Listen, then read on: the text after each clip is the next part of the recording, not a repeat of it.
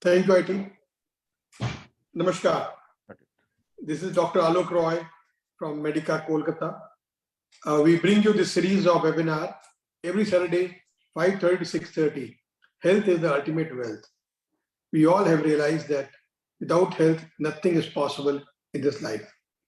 We bring you various small tips about various organs of the body, how to keep them healthy, how to stay fit, and what can keep you going for a long time without illness, without sickness. So you march into wellness from sickness. That is our effort. This time, this episode, we have with us Dr. P.K. Sethy. He's our Director of Gastroenterology, and he's a very one of the most competent gastroenterologists I have met. He is a highly qualified, highly experienced, and has been bringing wealth of his experience into treating various patients. Today, the topic is the liver, the common problems, prevention and management.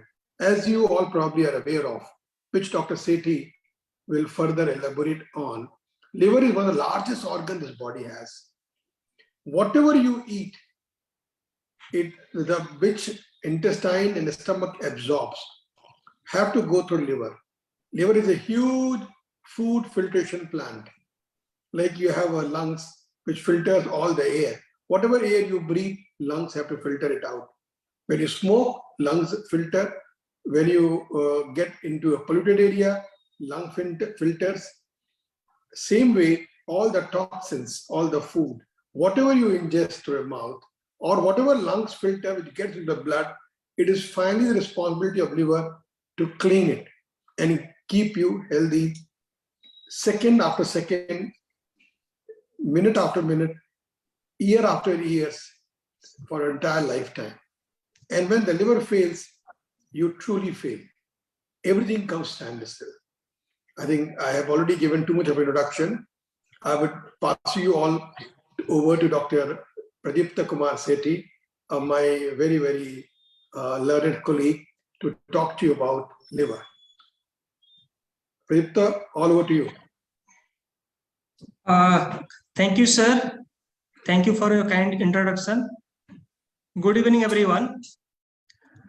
I will discuss regarding common liver diseases. How do we prevent and how do we manage for a common person? So I'll speak regarding most of the common liver diseases, starting from fatty liver to cirrhosis of liver and alcohol liver disease, and I'll take around 30 minutes. To start with, let us know about a liver. We all know liver is the largest internal organ of the body. It is on the right upper side of the body, behind the ribs. Normally, you cannot feel your liver. But whenever it's enlarged, you can feel the liver and you can have pain. It weighs about 3 to 5 pounds and it does almost 500 jobs at a time. So some of its important jobs: it cleans your blood like a filter. It produces many proteins and amino acids. It helps us for digestion of the food. It gives you energy and help to build muscles. So we need liver every time, and without liver we can't survive. We have only one liver. Everything you ingest, that goes through liver. That means if you eat bad food, you will damage the liver. How does it work? When you eat any food, your liver creates bile and food is digested in the intestine. Everything from the intestine goes to the liver, which is broken down into simpler forms to be used by the body. And this is the most important fact, that we don't have any symptom till the time liver is damaged up to 80%. That means at initial stage, we don't have any symptom for the liver damage. And when liver is very much sick, then you can have symptoms like fatigue, nausea, and loss of appetite. And at the end stage, we have swollen abdomen, that is ascites, fluid in the tummy. And we'll have general itchy skin, pruritus, and jaundice. So jaundice, ascites, itchy skin, we have in the end stage.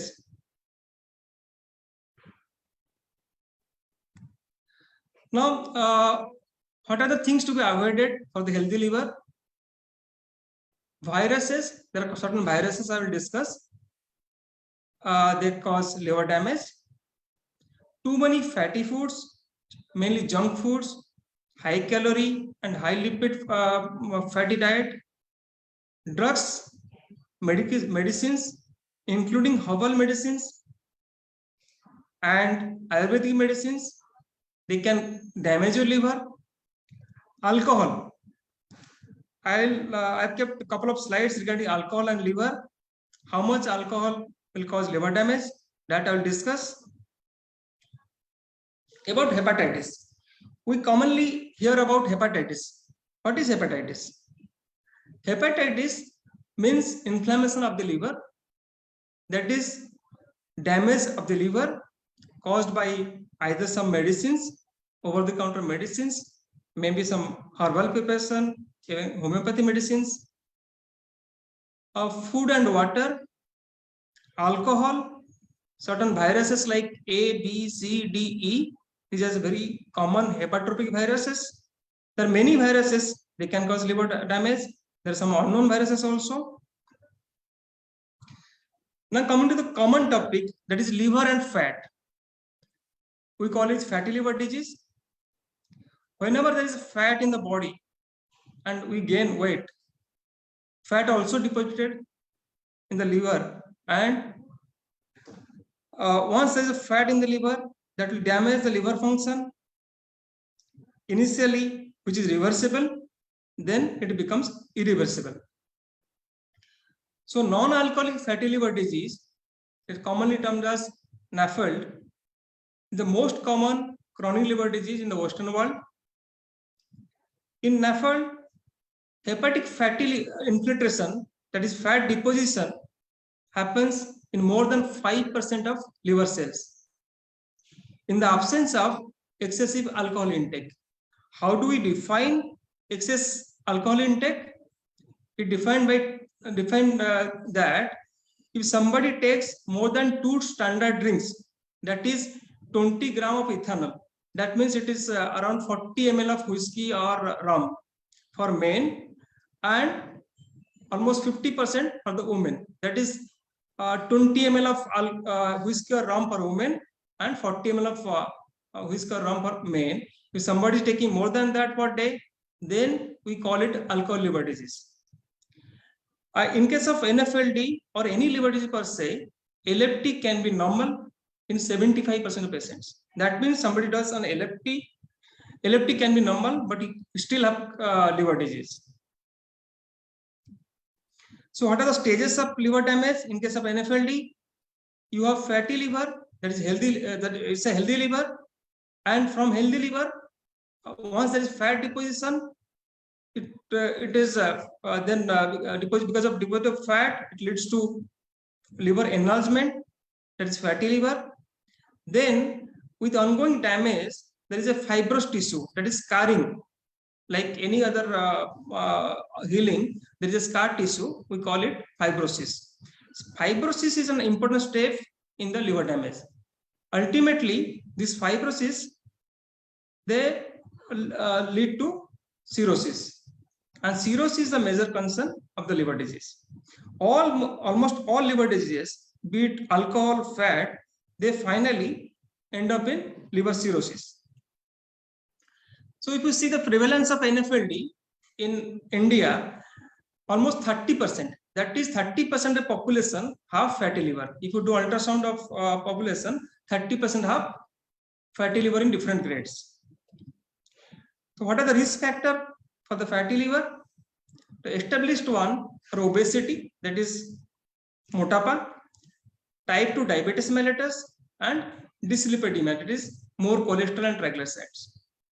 And there are uncommon like emerging association like PCOD, hypothyroid, and other conditions.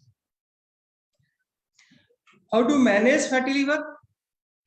Still, the mainstay of treatment is healthy food and achieve weight control.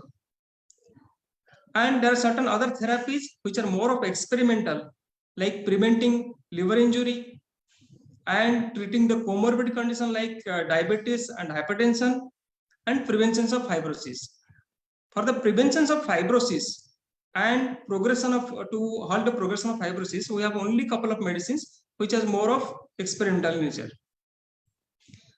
Now coming to the most important management aspect of fatty liver, that is lifestyle modification and weight reduction. Lifestyle modification may reduce liver enzymes and improve fatty liver. All patients with NAFLD, irrespective of their body weight, should be advised lifestyle modification. They should do regular exercise, they should do weight reduction, and even without weight reduction also, only regular exercise improves your liver function. Now coming to some more points regarding lifestyle modification. We know that weight loss generally reduces the fat-induced liver damage. You have to at least reduce 3 to 5% of your body weight so that your liver function improves. Sometimes some patients, they can't reduce their weight in spite of good diet and exercise. We advise them for some medications, even for bariatric surgery, and endoscopically we are putting intragastric endoscopic balloons. This is one of my patient. We have put this is a balloon inside the stomach. You can see there's a large balloon inside the stomach. And once you put a balloon inside the stomach, then you feel less loss of appetite and you feel early satiety. That means you eat less and you feel full. And with this, we can achieve almost 3 to 5 kg weight loss per month, and at least 15 to 20 kg of weight loss can be achieved in 3 to 6 months. But the issue with this endoscopic intragastric balloon is once you have to take out the balloon, maybe after 6 months or 1 year. Once you take out the balloon, the patient is going to again gain weight if he is not very much careful. So what are the other types of liver damage? The important one is viral.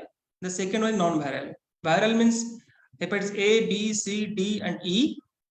There are certain uncommon non-viral diseases like autoimmune, alcohol, and medications. Coming to hepatitis A, D, and E. Hepatitis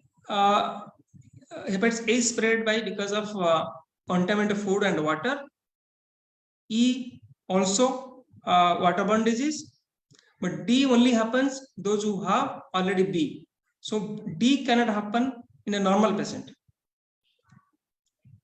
What are the symptoms of A, D, and E? That is like other diseases: fatigue, itching, loss of appetite, low-grade fever, nausea, and vomiting. And clay-cut stools, dark urine, jaundice is common to all of them. How do we treat hepatitis A and E? Mostly they are self-limiting. They need some liver protective medicines, rest, good diet, and almost 99.9% patients improve. But unfortunately, only few fraction of patients, they go on to develop acute liver failure. Even acute, they need liver transplant in case of acute liver failure. So few of them definitely need management in case of even hospitalization. How to prevent hepatitis A, D, and E? Wash your hands. Keep your hands clean. Be careful not to eat unwashed food. Be careful not to drink unclean water. And out of these, only hepatitis A has vaccine. So you should all of you should take hepatitis A vaccine, and this is in the universal vaccination program. So for hepatitis D, one should avoid hepatitis B so that you can prevent hepatitis D. Now, what are the causes of hepatitis B? The virus gets inside the body through the break in the skin, and that can happen because of needles, blood contact, tattoos, body piercing, and sexual transmission, and mother to child. So we have to be careful for the prevention of the disease. Now, symptoms of B and C, usually 90% patients, those of chronic hepatitis B and C, they don't have any symptom.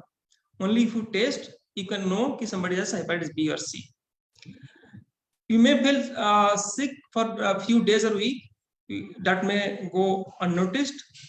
Only case of acute condition, you can become very ill. Symptoms are like other liver disease, appetite loss, fatigue, fever, low-grade nausea, and muscle joint aches and jaundice. Certain key facts about hepatitis B: almost 2 billion people worldwide that are infected with the virus, and 10 lakh people die every year. Hepatitis B is 50 to 100 times more infectious than HIV. Hepatitis B disease burden in India. If you see hepatitis B in India, it comes in the intermediate category, that is 2 to 7%. So in India, we have positivity of 2 to 8%. If you take population of India 1.25 billion, that means with a carrier stage of 3%, India is likely to have more than 37 million of hepatitis B carriers. So this much of amount of patients are hepatitis B positive in India. How to stop hepatitis B? Do not use unsterile needles. Do not share razors or toothbrushes. Be careful with tattoos and body piercing. Safe sex practice. Avoid taking IV drugs and get vaccination for hepatitis B.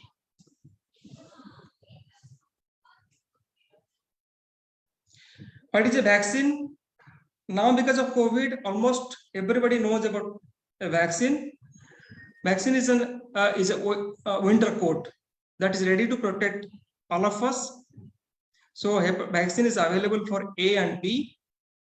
There are a couple of tablets which is to be taken for treatment of hepatitis B for lifelong, at least for many years. Now coming to hepatitis C. Again, hepatitis C also very common in the population. Almost 150 million of people are affected in the world. And hepatitis C till date is curable, because we have certain medicine tablets which can be taken only for 3 to 6 months, maybe 1 year, but it can cure the disease.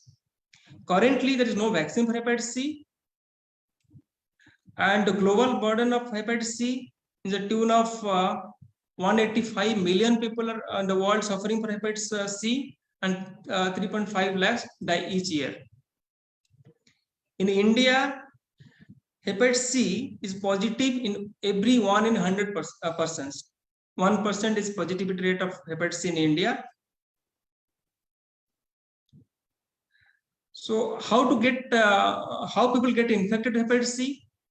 Those who have taken blood transfusion before 2001, they can have they can be positive for hepatitis C, because hepatitis C was not testing was not available before that. Injection of cocaine and other drugs and tattooing, pregnant mother to child, some unknown methods, and occupational exposure like nursing staff, doctors, they can get infected from the patients. So these are the percentage. Most common is the Western literature is the injection drug use causing the infection. Routes of transmission of hepatitis C, mainly mother to child, sexual transmission, sharing of needles, and needle-stick injury. This is a very common question in the patient's relatives. Hepatitis C is spread at the house by some other means. But one should emphasize that hepatitis is not spread by sneezing, sharing drinking glasses, eating sharing the utensils, food and water, and coughing. Also, shaking hands, kissing, hugging, they cannot transmit hepatitis C. How is hepatitis C diagnosed? Because most of them are not symptomatic. They don't have any symptom. So hepatitis C can be only diagnosed by testing. So get tested for hepatitis C. Viral hepatitis is one of the biggest global health threat of our time. The figures are very high. I have already discussed. This causes almost 2 in every 3 liver cancer deaths because of hepatitis B and C. Now coming to alcohol and liver.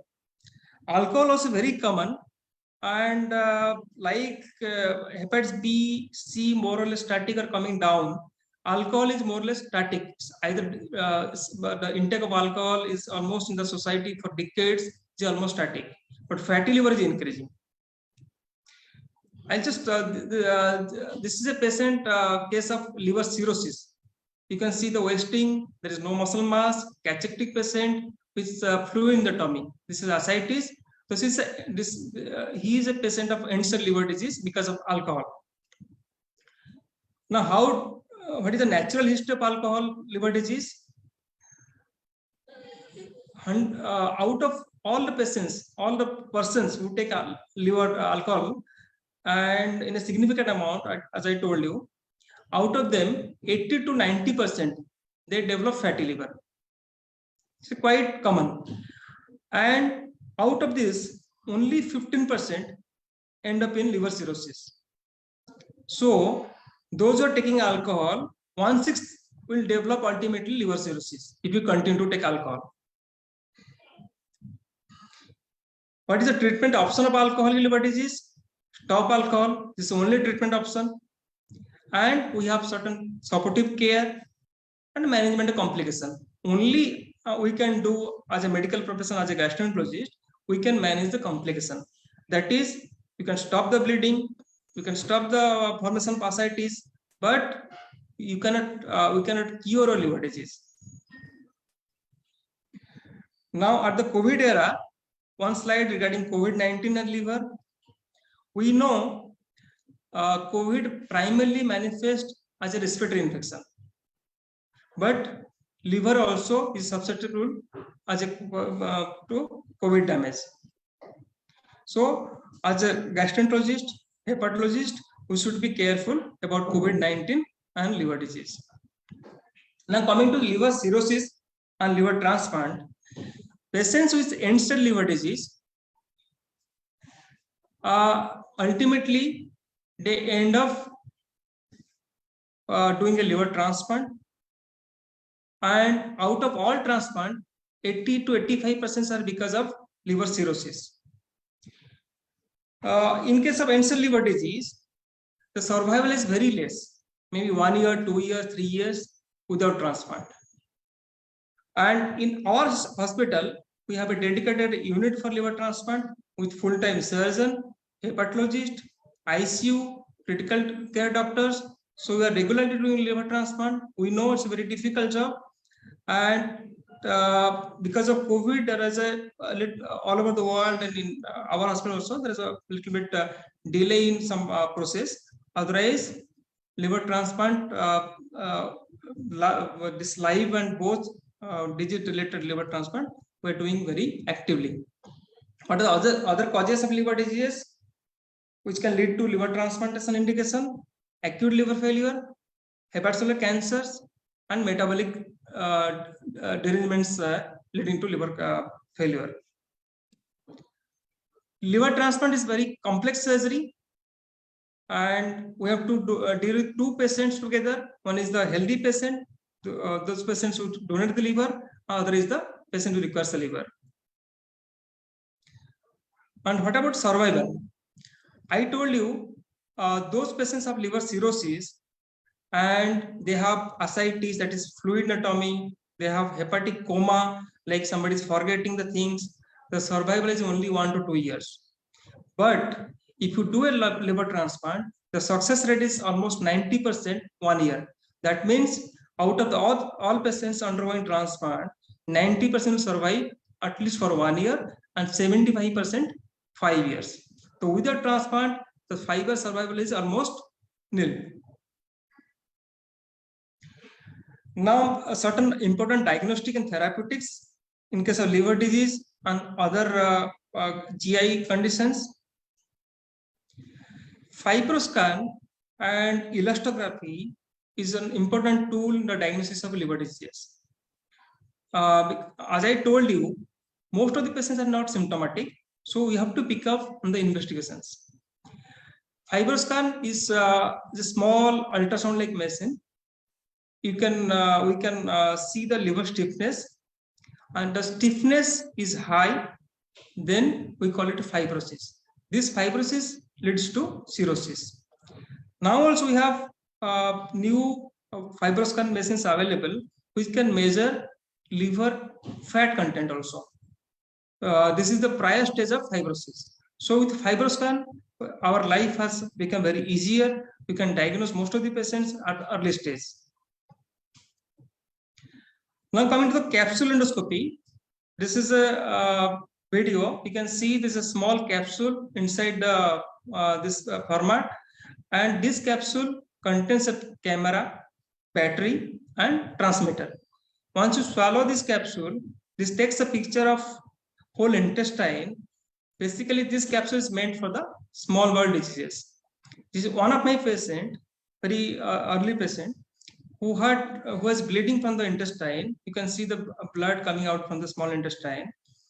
And these patients, if you do endoscopy, colonoscopy, that will be normal. Only capsule can pick up the lesion, and then only can treat the patient. And a couple of videos on GI bleed. We know patients with ulcer disease, patients with the liver cirrhosis, they have blood vomiting. So you can see the food pipe, multiple blood vessels which are dilated, and these blood vessels rupture and cause blood vomiting. So the management is band ligation. You can see the band being put in the varices, and with multiple setting of band ligation, you can treat the blood vomiting part. And now some mineral powders are available in the market. Somebody is having severe blood vomiting. Endoscopically, we can spray this powder on the lesion, and you can stop the bleeding at the time of endoscopy only. This is one of the recent patient who was bleeding. You can see the blood is coming out from the stomach from the ruptured varices, gastric varices, and this was managed with gastric glue injection. This is a new hemoclip. It's a clip like surgical clip, or you can imagine any clip. There is a bleeding actively from the ulcer area, and this type of ulcer bleeding is difficult to handle. So these clips are larger clips. They can tackle the bleeding faster. Okay, thank you everyone. Sir, over to you, sir.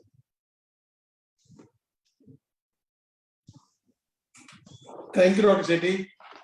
Before I start asking you the topic-related questions, 3 things stood out very clearly in your presentation. If they can take out the slides, please. Yeah. Okay. You said twice. In fact, thrice you said that homeopathy and Ayurvedic medicines sometimes, it's very strange because I never heard it in my life. I always heard that homeopathy and Ayurvedic medicines are very mild. They don't help you, they don't harm you. But you repeated thrice about homeopathy and twice about Ayurveda. Yes. There are certain unknown. There are certain preparations available. If you take regularly for a longer time, that causes liver damage. And there's a definite entity, and we have studies. Drug-induced liver disease is difficult to treat. Patients coming to hospital, patients coming to the doctor, we find there's no alcohol history, no viruses, and you take proper history. The person is taking some unknown Ayurvedic medicines for longer time, and do a liver biopsy, you find there is ongoing liver damage, and as a drug-induced liver damage. So herbal medicines mainly, those are not very clear, the content is not clear, one should not take for longer duration. It is true for both homeopathy and Ayurvedic, or Yes, sir. Both. Yes. And because there is a big, this is a public forum. There's a big, like we have many studies from India also, mainly from India, and because of the lobby of homeopathy and Ayurveda and the government of India, these are sometimes under table. But we know there's in case report studies were published, and we know about this type of harmful nature of the medicines. Okay, my second question, you again repeated twice the tattoos, body piercing, and acupuncture. You said these three can affect the liver in a significant way. So, would you like to explain that? How does it happen? Yes. I told you regarding, sir, tattooing, and I don't know the public place. Tattooing itself, because the needle, because the IV drug user, what happens when IV drug use, the same needle is pricked by many persons, and 3% of population, 1% of population are hepatitis B and C positive. You don't know who is positive, who is negative. So same needle will be picked by somebody and same needle picked to you, then you are getting infected. So, because the same thing, unsterile needle. Unsterile, sir. But every tattoo fellow swears to the God that he has sterilized needles. Yes, but if you see the statistics, the prevalence is much more high in case of tattooing and piercing and drug use. So there must be something, some relaxed, there may be relaxed in some cases. Okay, Doc, I heard a lot about viral, alcoholic, and kind of cancer, tumor. But what you said was NAFLD, non-alcoholic fatty liver disease, was very, very eye-opening. You said that 30% of the population is affected of NAFLD, non-alcoholic fatty liver disease. And you also said that 30% of population affected by fatty liver disease, and only the penetration of hepatocytes is 5%. If 5% cells have fatty liver involvement, there will be 30% of population which is suffering from not alcoholic fatty liver disease. That's a huge. Would you like to explain? Yeah. So fatty liver disease, when 2 decades back, in the medical fraternity, the common public didn't believe that this is something, this is a normal thing. Somebody is obese, somebody has a tummy, then expected that must be some liver damage. But earlier, we knew that there's something called idiopathic cirrhosis. And due to hepatitis B, C, no alcohol, and 30-40% had idiopathic cirrhosis, no etiology. Now we know for sure these patients are basically fatty liver disease. And this fatty liver disease, this happens over the time, not at one point of time. It takes 10 years. Out of all fatty liver disease, if you do an ultrasound, and 30% have fatty liver in different extent, and if you follow these patients, out of this 15 to 20%, they end up in cirrhosis. And now in the Western world, in the US, this is the leading cause of liver cirrhosis and liver transplantation. And in West Bengal, Dr. Abhijit Chaudhary, he had a population study from Bakuda, all this area. He did an ultrasound of thousands of patients and liver biopsy. In West Bengal also, there is something called lean NAFLD. Somebody is very lean and thin, but still has fatty liver, and there are many patients who have liver cirrhosis, lean body weight NAFLD. So there is a definite fat liver. It's a very like in population almost 30%, but even non-obese patients also can have fatty liver because some genetic predisposition or some metabolic parameters. And you also said that doesn't matter how thin you are, losing some more fat will always help. Yes, sir. So exercise is a must, I think even you are obese or non-obese, exercise is definitely going to help you for the fatty liver and liver function. So if you don't have extra weight and you are fit weight-wise, does not mean that you will have a normal liver. You may still have fatty liver. Yes, And sir, as you said in the beginning, that till the 80% of liver is damaged, you don't get symptoms. So what are the symptoms for fatty liver disease? Basically, either you get tested for some other reason and get you get some report, or you have fatigue. By the time you have liver-related symptom, it's quite late. So many you of said that. You said that the symptoms are very late and you must control diabetes. Yeah, you must patients are very control obesity. surprised.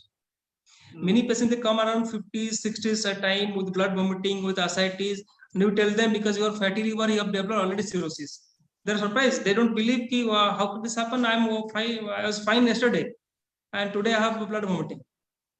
And मैंने तो जिंदगी में कभी दारू P ही नहीं है, फिर मुझको कैसे होगा? हाँ, जिंदगी में हम कभी दारू पिए नहीं, कभी हमने जॉन्डिस हुआ नहीं, हम पूरा ठीक थे, आज ब्लड वोमिटिंग हुआ, बोल रहे आपको लिवर सिरोसिस हो गया. तो it's an eye opener. So the lifestyle is slowly killing us, isn't it? And Doctor, you also said that we always knew that 2 pegs a day is okay, and peg for a common man is 60 ml. You restricted 40 ml for a men and 20 ml for this women. data I got it from WHO, sir. This is that they have used to exclude alcohol from the fatty liver, because many somebody you have to diagnose non-alcoholic fatty liver, you have to exclude alcohol. So this data is to exclude alcohol damage in case of fatty liver. Somebody might have both fatty liver and alcohol both together.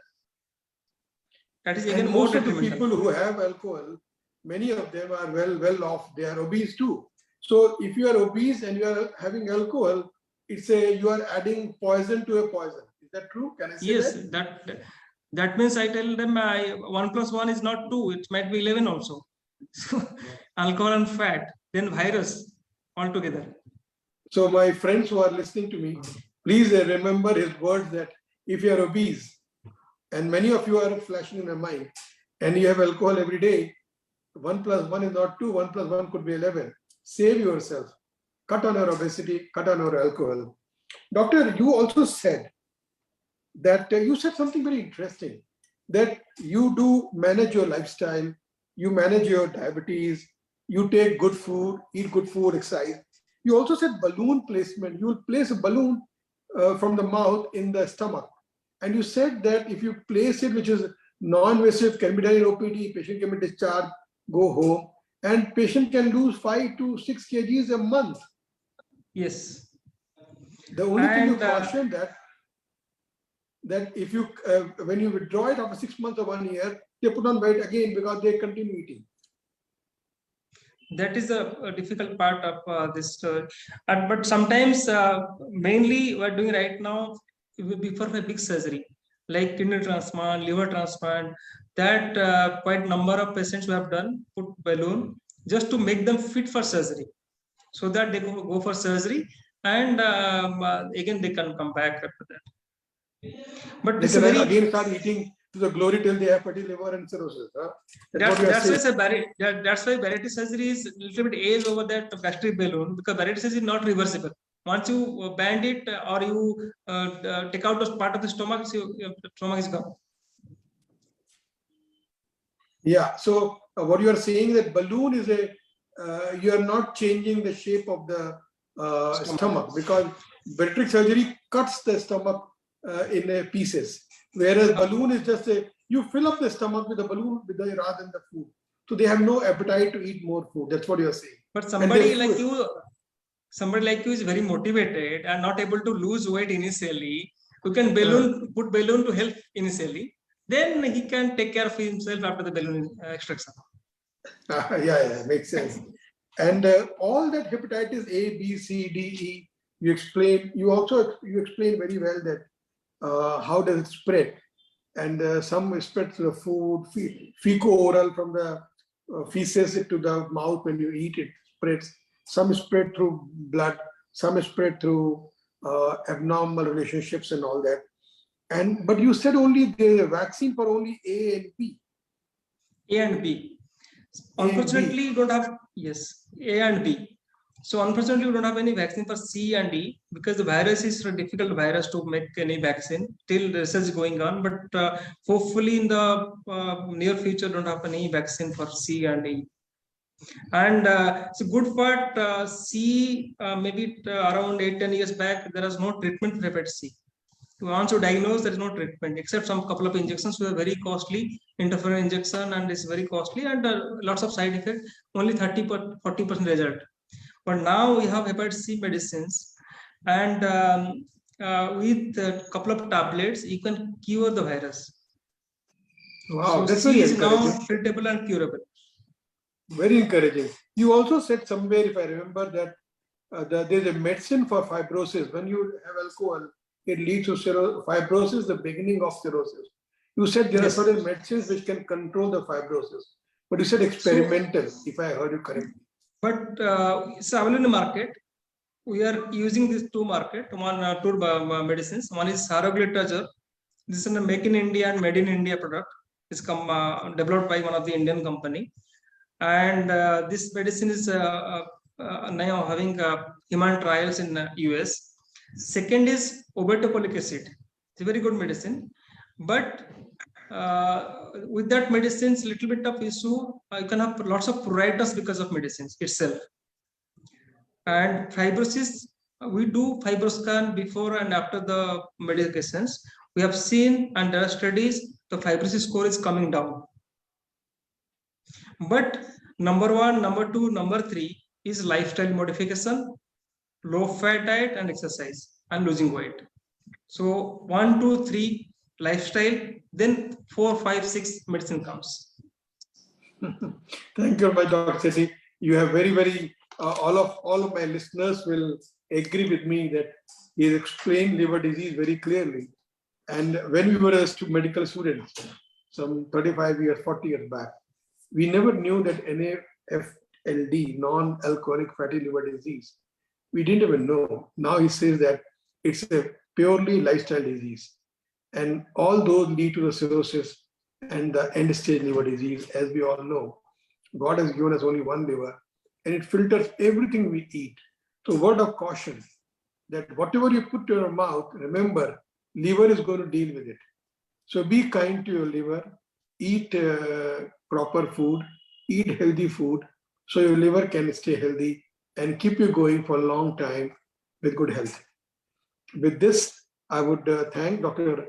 P.K. Sethy for a very informative and very lucid presentation. You all will agree with me. Thank you. Have a nice weekend. Thank you, sir. And please join us every Saturday on Health is the Ultimate Wealth.